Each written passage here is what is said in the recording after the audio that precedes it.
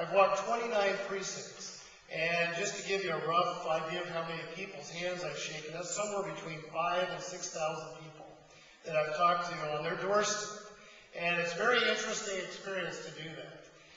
And for some of you that are interested in politics, I really encourage you to get involved in a campaign of your choice. A congressional race, a school board race.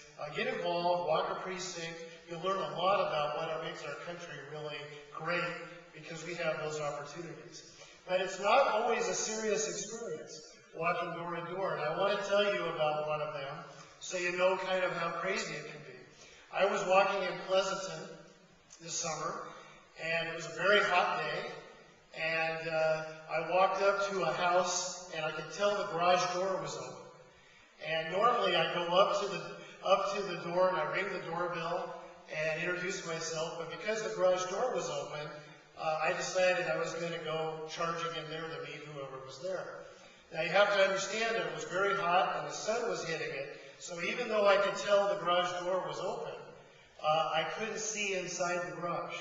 So there I went charging into this garage door, and my eyes were unfocused, and all of a sudden I heard this great confusion, crashing around, somebody in obvious distress, and then I look up, and there in the back of the room, hiding behind this refrigerator, was a very large man.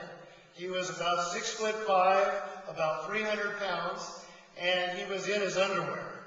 And I had surprised him, and so what had happened was, when I went charging into his garage there, he had been minding his own business. He was sitting in a lawn chair, drinking a beer, and in his underwear, and doing his laundry.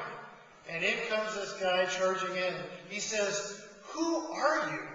And I said, "Well, I'm Dean Andal, and I'm running for Congress." And he says to me, he goes, "Well, I'm voting for you." And I said, if you, I had him in a very vulnerable position. So I said, "Well, if you don't mind, could I put up a lawn sign?" And he willingly agreed to get that lawn sign up so I would leave.